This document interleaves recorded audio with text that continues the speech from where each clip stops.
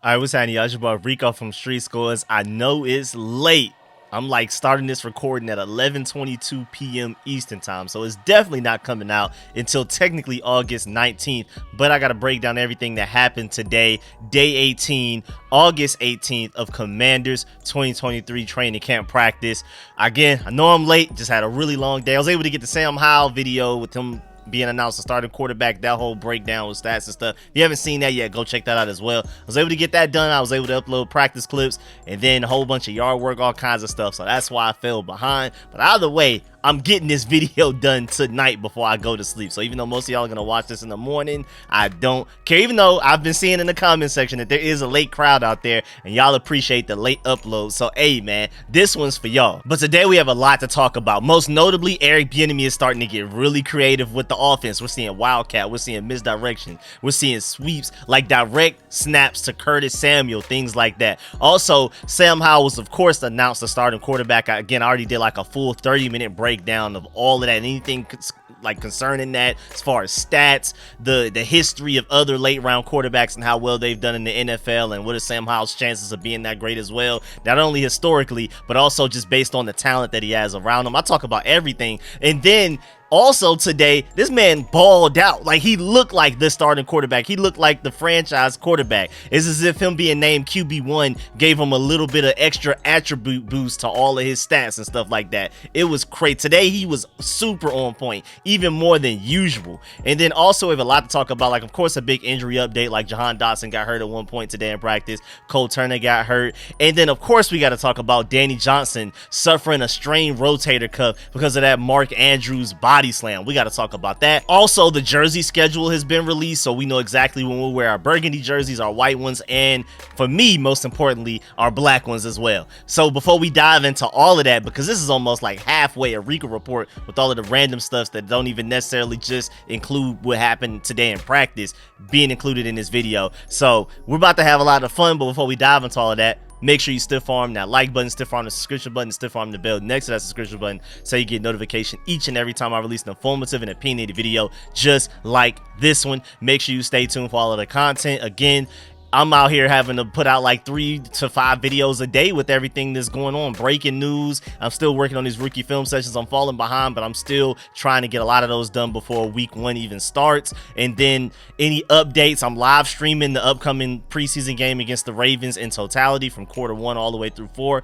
I believe the game starts at 8, so I'm gonna start live streaming at 7:30. I'm working on a preview video for everything you need to watch for that preseason game as well. And then of course I'm gonna do a full breakdown review of everything that was most notable from that preseason game, going position group by position group, just like I do in these training camp practice videos. So make sure you stay tuned for all of that. Without further ado, man, let's get it. You tell your family you're gonna be a commander.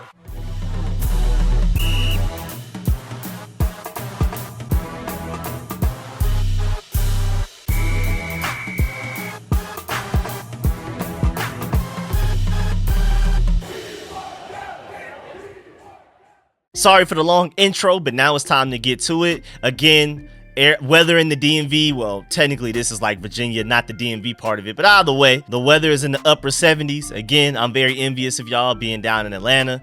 Also, practice started at 9 a.m. and there were no pads, but fans could attend. So this was just a glorified walkthrough, no real contact. So keep that in mind when we discuss everything that happened today. Let's go ahead and get injuries out the way. Charles Leno and Andrew Wiley didn't participate in team drills today. They did some individual work. Well, Andrew Wiley did at the very least, and was wearing a sleeve on his lower left leg. So doesn't sound like anything major, but just keeping them sidelined just in case. Kendall Fuller also just wasn't at practice in general, and he didn't look hurt the last time I saw in that second day against the Ravens in joint practice. So I think he's pretty straight as well. I think a lot of people just kind of got like a veteran day. Again, it was a glorified walkthrough. No reason to force anybody to participate in any practices when we don't have to. There wasn't even full contact. It wasn't pads. So it wasn't like a very noteworthy practice where people could get a lot out of it type of thing. Of course, like Sam Howell, every day that he practiced, and everybody in general, every day that they practice, they can become better. But if there were a practice for guys to miss, it was a practice like today. Of course, today was going to be a light no pads day immediately after the joint practices we had with the Ravens. That makes a lot of sense. Also, with Charles Leno, with him not participating in practice today at all, he also sat out the last series versus the Baltimore Ravens in those joint practices. So maybe he's dealing with something, or maybe, again, it's just a Veterans Day. Ron Rivera spoke on a lot of injuries after practice, and he didn't update us on Kendall Fuller, Charles Leno, and Andrew Wiley, so it may not be that serious. But he did update us on Chase Young. He said as far as his stinger goes, he said, quote, "This is all about getting past a certain point with the doctors, and then we'll go from there." But he's going to be out there. He's allowed to do everything except for contact right now, unquote. So I hate when I hear he has to get past a certain point with the doctors, because that just sounds too familiar with all of the ACL stuff. So hopefully he's good. Every time they talk about him and make it sound like all of these people, Andrew Wiley, Charles Leno, even Logan Thomas, who we're about to talk about soon, Chase Young, Kendall Fuller, if we had a game today, they would have played, more than likely, especially a game that really mattered. But they're just being overly cautious with everybody. So that's the theme here. Again, I don't know if this is just coaches talking, they're just lying to us, but they're making it sound like there's nothing to worry about with anybody. Now, speaking of Logan Thomas, with his calf injury still, he's doing a little bit more on the side field today than he's normally been doing, so there's progress there. Happy to hear that. Also, Jahan Dotson, at one point in practice, it looked like he tightened up a little bit, tightened something up, and then he went over to the trainer and was talking to them, stretching a little bit, and then he went back into the practice like nothing happened, so he's good to go. Same thing with Cole Turner. He hurt his hand on a passing play at one point. The ball bounced off his fingers, so it probably jammed it a little bit. He came off holding his right hand, and we all know that feeling, especially if you play basketball.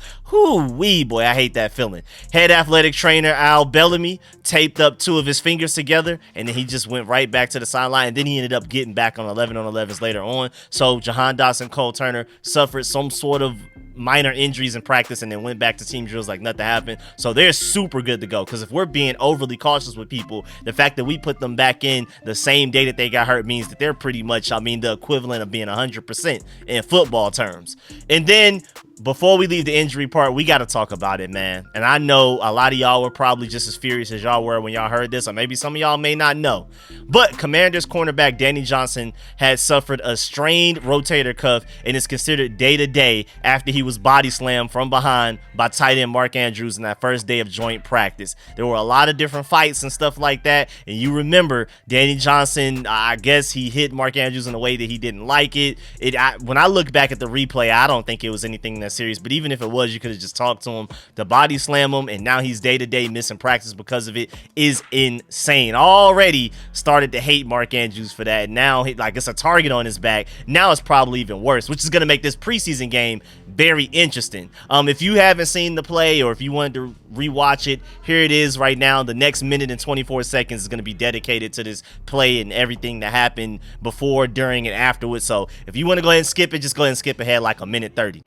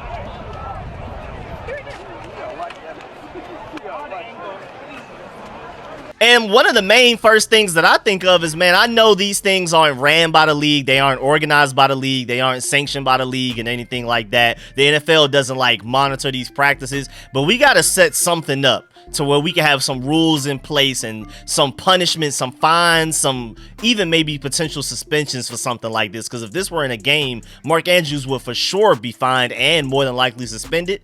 and it's just like he can get away with it just because it's a joint practice. You could just go out there and sprain people's rotator cuffs because you're in your feelings. We got to figure something out there. So I'm surprised more repercussions haven't come from that. I'm surprised John Harbaugh hasn't come out and said something about it because it's absolutely ridiculous. But reporters from the Commander side are saying that they believe they saw Danny Johnson go out there and practice the second day, which was the day after this happened. So maybe it's not that bad. Nobody said that they saw him today in practice, so we'll see. They're considering it day-to-day, nothing serious. But, bruh, Mark Andrews, again, it's politics now, man. I can't even draft you in fantasy because I can't root for you. Now, moving on to coaching, and this is just going to be a complete Eric Bieniemy segment for the next few minutes, man. He's starting to get in his bag, man. Just from just a set few plays that I was able to get from a lot of y'all going to the practices and reporters uploading them and talking about them. We had one play where there was some misdirection that led to a screen from Sam Howell to Brian Robinson, so the play was kind of going one way. Sam Howell threw the screen another way, and the defense had to adjust to it, and I'm really excited about the creativity behind that because it's not just simply calling screens, it's learning how to make screens more efficient, learning how to get the offensive line out there in a way that they can start to block linebackers and DBs or create an open lane for those guys. Sam Howell has to throw the ball in a way to where he's not throwing it at people's shoes or too high. By the time they bring the ball in from up high or low, they're already getting blasted by a DB. Instead, if it was thrown perfectly, the guy can break, like catch it, hurry up and brace for whatever they got to do to make the guy miss, break a tackle or whatever. And then on top of all of that, Eric Bieniemy on your side, you got to design the plays to get screens open. First of all, play calling, deep shots, running the ball, stuff like that. Defense is focused on that. You hit them with a screen. Also, moments like that where you have some misdirection one way, the whole defense is rotating that way, stepping that way, and then you throw a screen the opposite way. And now the defense is completely lost. I'm so excited. Then there was a play where Curtis Samuel was literally at quarterback and Sam Howell was out wide. Now, I don't know if we'll ever throw the ball to Sam Howell in that situation. We have before in practice as well. I don't remember exactly which practice it was, but it was like a couple of weeks ago.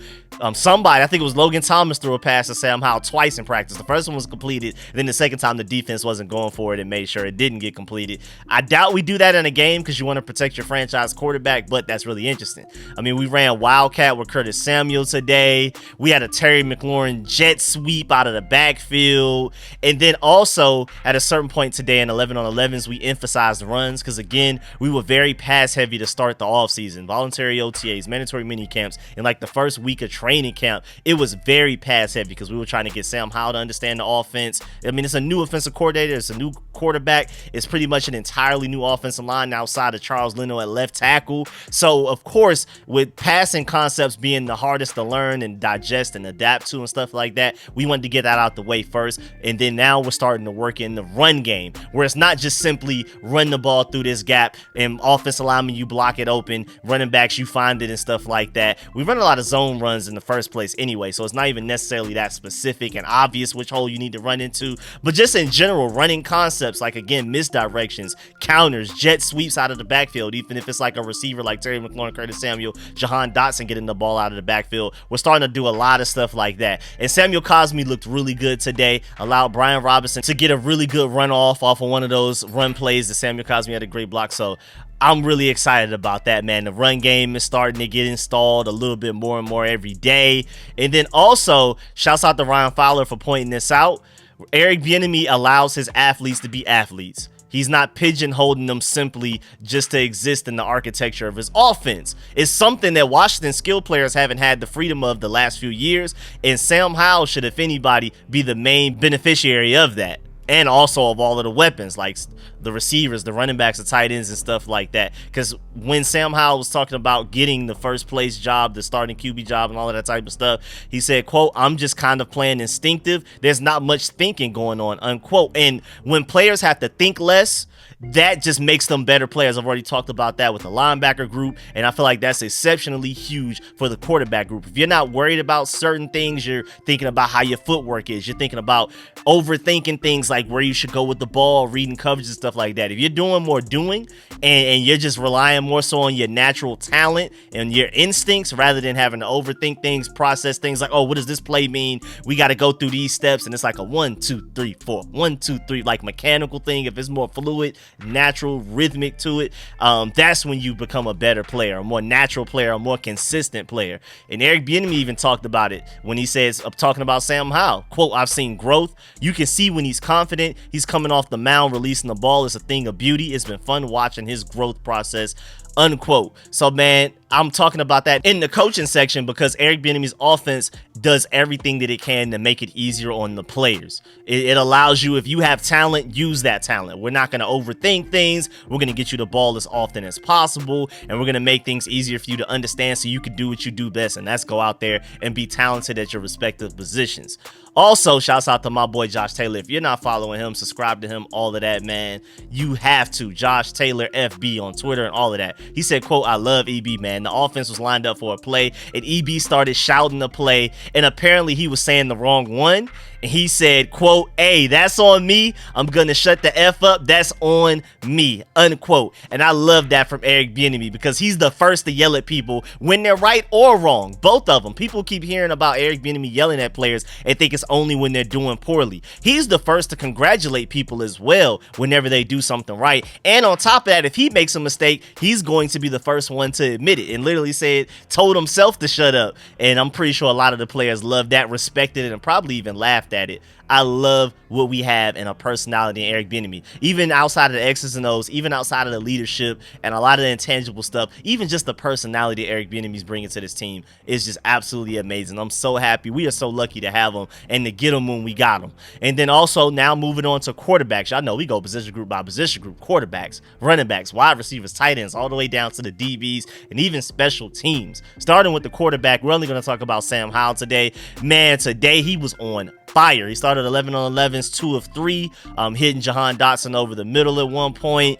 And then there was even one play where Jack Del Rio tried to catch him off guard a little bit, had Deron Payne drop back in coverage, and then Sam Howell threw like the perfect bucket drop to Jahan Dotson to where like Deron Payne couldn't do anything about it. But maybe another quarterback, maybe Deron Payne would have been close enough to force an incompletion or for him to overthrow it and possibly throw it over the receiver's head. The quarterback overthinks it, now it's intercepted by another player just by Deron Payne being a big body in the way and catching the quarterback off guard. Sam Howell was poised and delivered the perfect ball there, adjusted to it. That's not something you see every play, and the fact that he was able to adjust to that so easily, so smoothly, hey man, I'm super optimistic. And then at a certain point in practice, he had back-to-back great throws, one to Terry McLaurin for a deep touchdown, a deep bomb, and then immediately afterwards threw a perfect ball to Jahan Dotson where only he could get it, and it was a great catch on his part as well, man. He was going crazy today, going through his progressions, leaving the pocket and making plays with his feet, but keeping his eyes up, looking down the field to throw the ball rather than just using his feet to run with the ball. He's using his feet to improvise, to do off-schedule stuff, and then deliver a ball, and then he's throwing it so accurately off the run, and even when he needs to, if he's running, he'll hurry up and set his feet real quick to deliver a more accurate pass if necessary. But at the same time, we've seen the plays with him sidearming the ball, still running. He's running to the right, he sidearms it to the left. Like, it's absolutely ridiculous stuff. He's running to the left, sidearms it to the right, like Pat Mahomes level stuff. I'm so excited, man. And then every throw, one of my biggest things that I love about Sam Howell is that he has touch. It's not a rocket every throw. Because you have a strong arm doesn't necessarily mean you need to put 100% on it every time. It's soft when it needs to be soft. It's dipped like from a bucket. It comes at a beautiful angle from the sky when it needs to. It can be a laser straightforward to beat guys, because one notable play that happened in joint practices that I haven't talked about yet, Logan Paulson and Craig Hoffman talked about it in their podcast, that there was one play that if it were any quarterback that the Commanders have had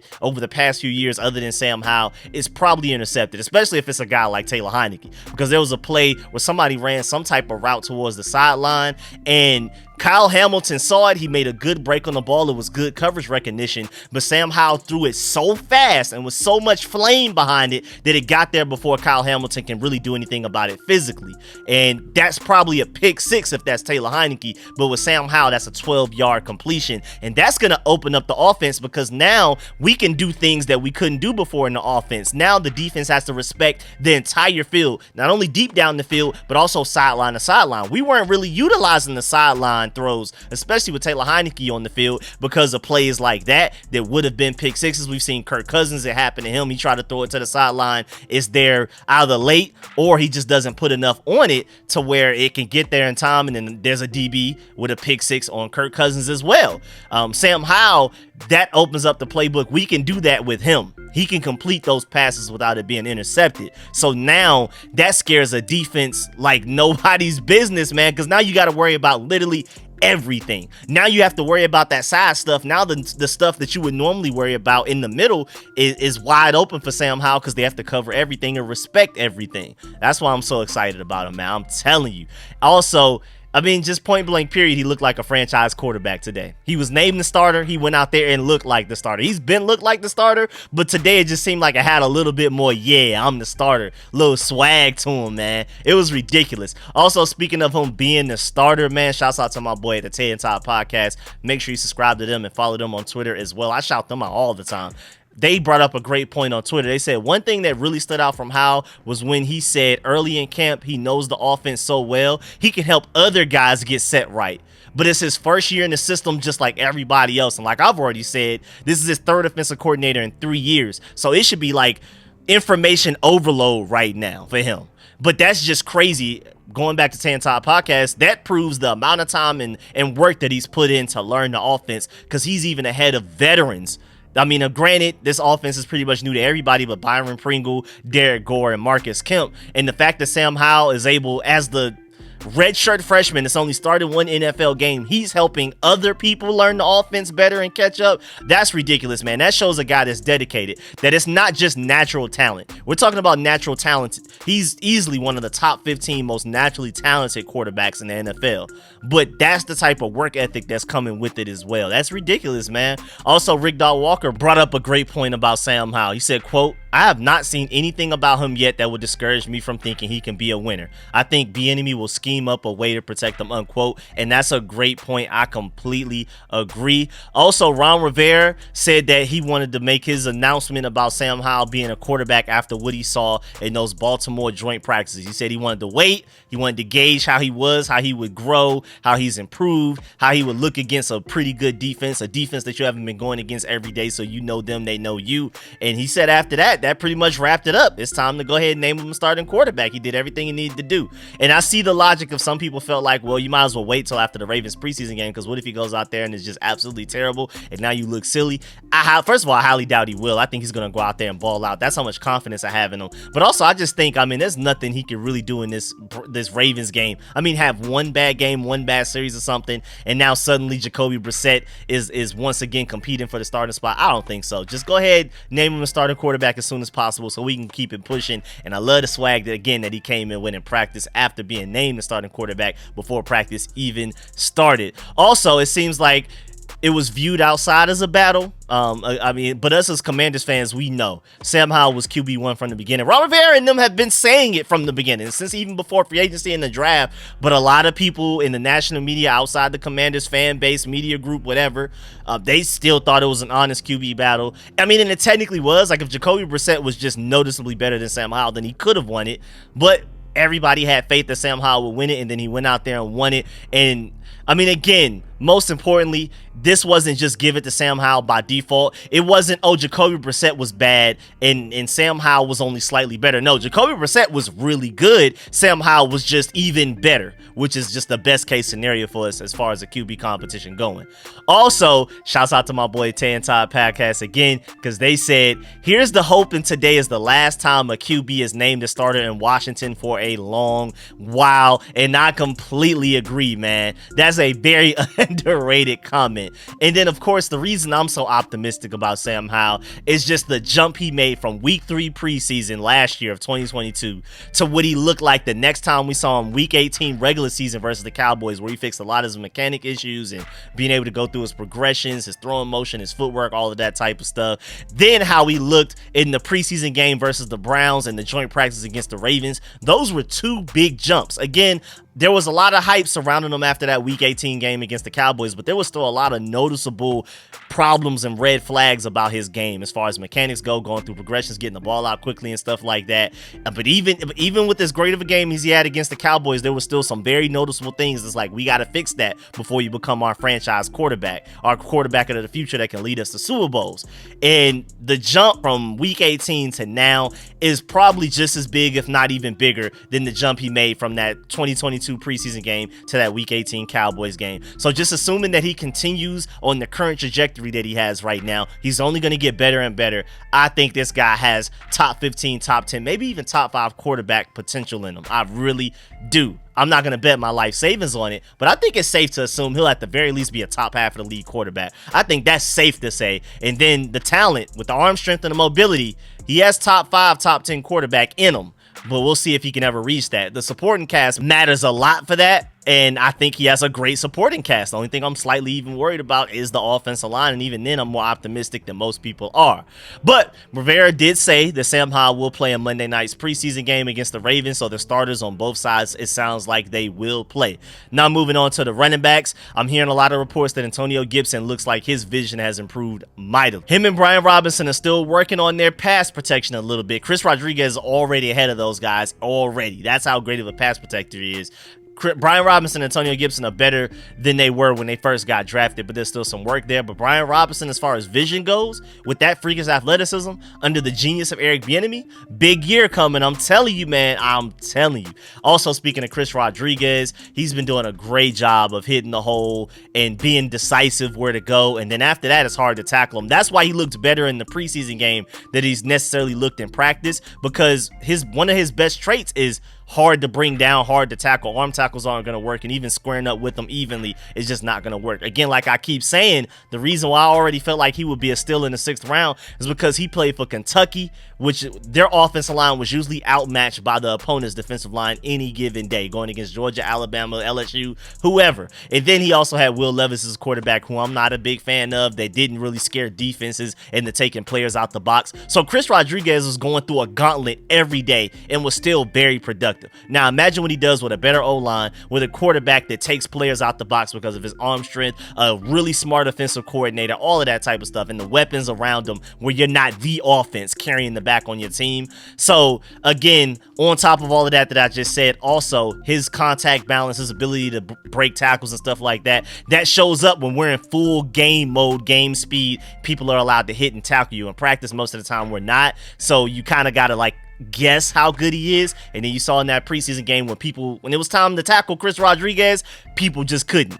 And I'm really excited about him. And again, like I already said, he's already our best pass protector as well.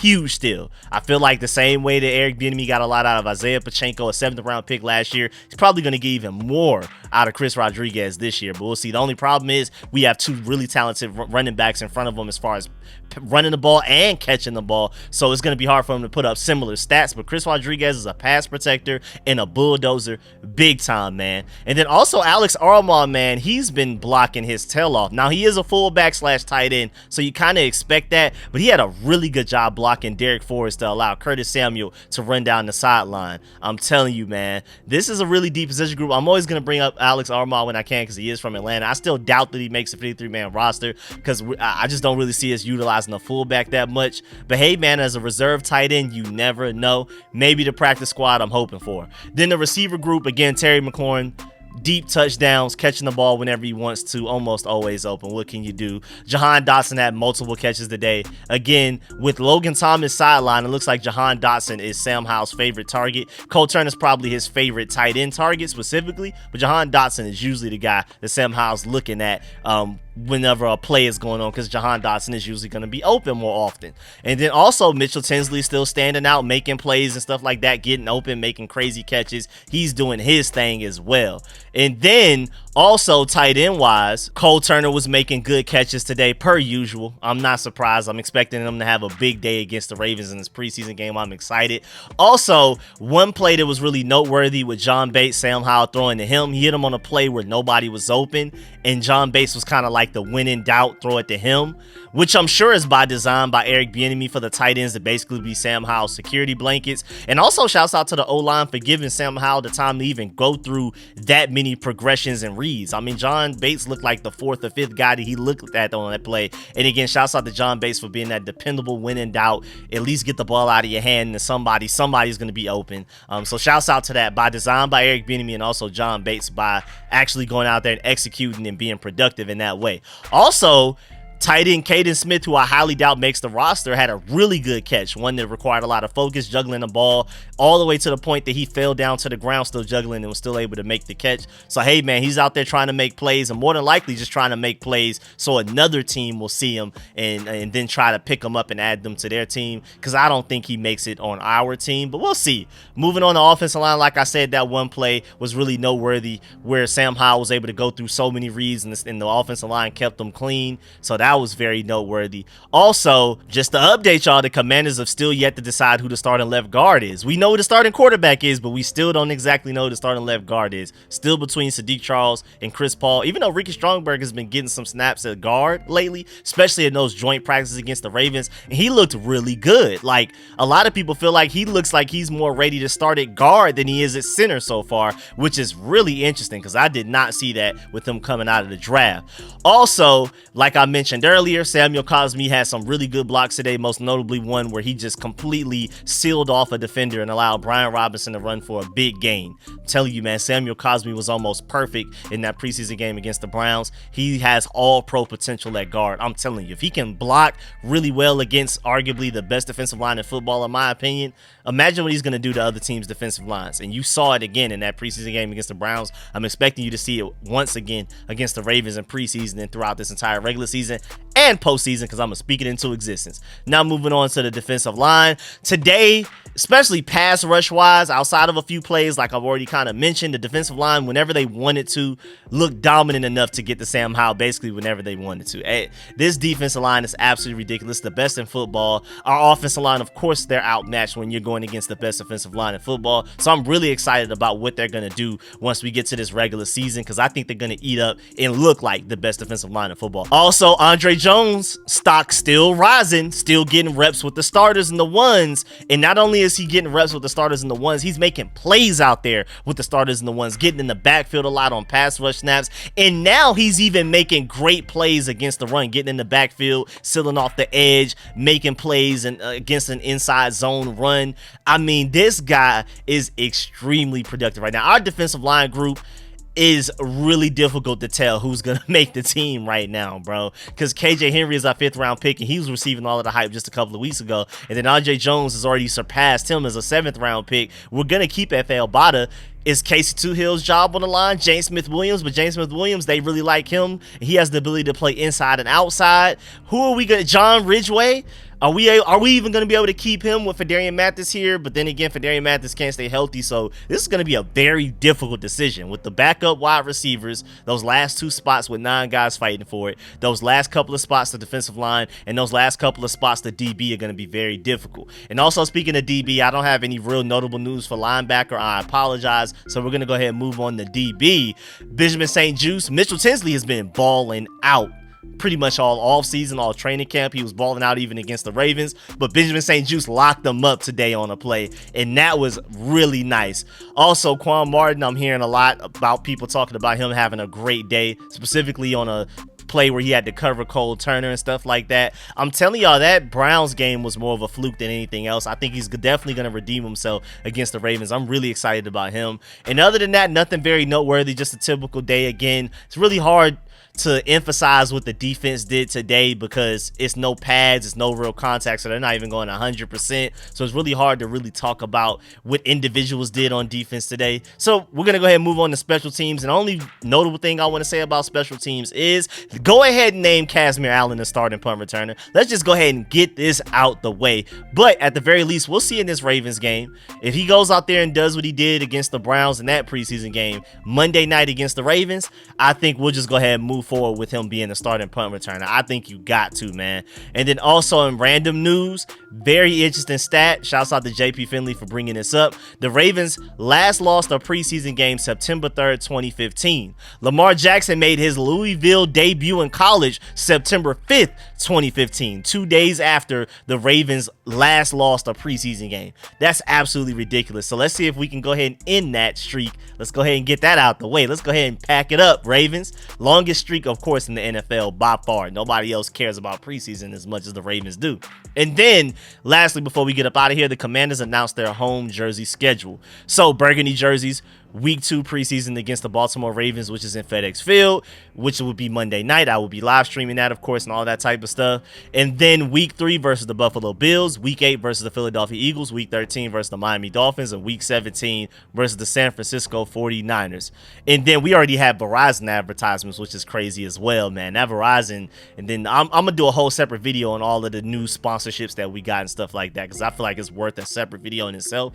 But also the white jerseys, preseason Week 3 versus the Cincinnati Bengals, which is also at home. Week 1 versus the Arizona Cardinals. So Week 1, we're going out there with the white jerseys. First game, Eric Bieniemy is your offensive coordinator. First regular season game, Sam Howell is your quarterback. A lot of new offensive linemen, a lot of new pieces everywhere. And also, very importantly, your first game under Josh Harris, white jerseys. And also Week 18 versus Dallas Cowboys, final game of the season. And then black jerseys, what I like. I mean, you see me usually wearing black and stuff. I love the black look, man. Week 5 versus the Chicago Bears. And also Week 11 versus the New York Giants. I want the defense to show out every day that we have black jerseys. I'm expecting them to be an elite defense and arguably the best defense overall, not even just defensive line, game in and game out the entire season. But black jerseys, I want shutouts. I want the other team not scoring a touchdown type of stuff. So, hey, man, I want to go ahead and get that legend going. Ooh, when the Commanders wear black jerseys, you not scoring type of stuff. I'm hoping that's what the point we can reach.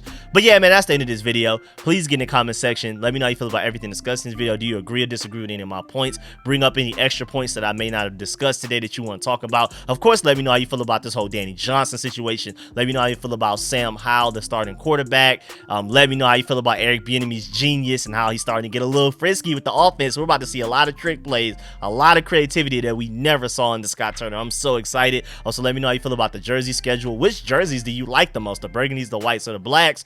And then, yeah, man, that's the end of this video. Please stiff arm that like button, stiff arm the subscription button, and stiff arm the bell next to that subscription button. And of course, I appreciate all the support, man. Shouts out to all of my sponsors, especially my Pro Bowl sponsors, whose names you scrolling on the screen right now. I'm gonna catch y'all later. I'm out.